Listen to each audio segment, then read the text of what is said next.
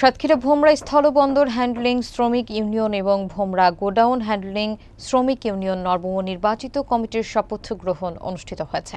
শনিবার বিকালে ভোমরা স্থলবন্দর নির্বাচন কমিশনের আয়োজনে শপথ গ্রহণ অনুষ্ঠানে সভাপতিত্ব করেন ৭ নম্বর আলীপুর ইউনিয়ন পরিষদের চেয়ারম্যান আলহাজ আব্দুর রউফ। বিস্তারিত দেখুন মোকাররম বিল্লাহ ইমনের তথ্যচিত্রে।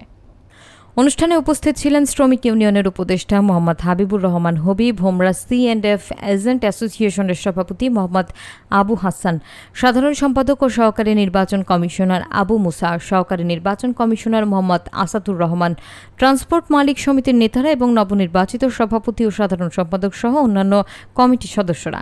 উল্লেখ্য, গত ২ আগস্ট উৎসবমুখর পরিবেশে এই দুটি ইউনিয়নের ২০২৫ সালের ত্রিবার্ষিক নির্বাচন সম্পন্ন হয়। ৭ নম্বর আলীপুর ইউনিয়ন পরিষদের চেয়ারম্যান আলহাজ আব্দুর রউফ নবনির্বাচিত কমিটির সকল সদস্যকে অভিনন্দন জানিয়ে বলেন, শ্রমিকদের অধিকার রক্ষা এবং জীবনমান উন্নয়নে আপনারা মিলেমিশে কাজ করবেন বলে আশা করি।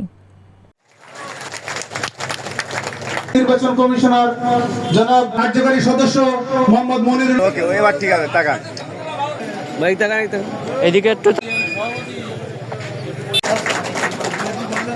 বন্দর ভোমরা সাতক্ষীরার কার্যনির্বাহী পরিষদের নির্বাচনটা কোনো কথা ছাড়া, নিরপেক্ষ নির্বাচন, কোনো সাইড ইফেক্ট ছাড়াই এই নির্বাচনটা ওনারা উপহার দিয়েছেন। এই জন্য আমি ওনাদের আমার অন্তরস্থল থেকে আমি কৃতজ্ঞতা জানাচ্ছি। কিন্তু নির্দেশ দেব না। আপনাদের কাছে অনুরোধ,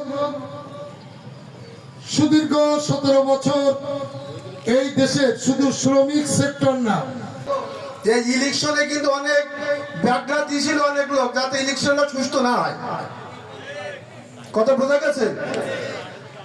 মানে খুলনা বন্ধ গেল কেস ক্যাম্প করার জন্য, যাতে ইলেকশনটা বন্ধ হবার চেষ্টা করা যায়। কিন্তু একদল আছে, এটা থাকবে আজন্ম থাকবে শত্রু, যত ভালো কাজ করো তার পিছনে শত্রু থাকবে।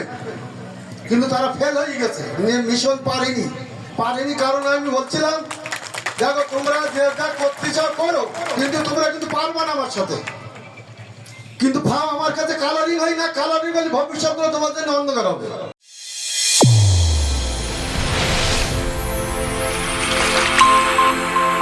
চ্যানেল A1 হৃদয় রেসপন্স।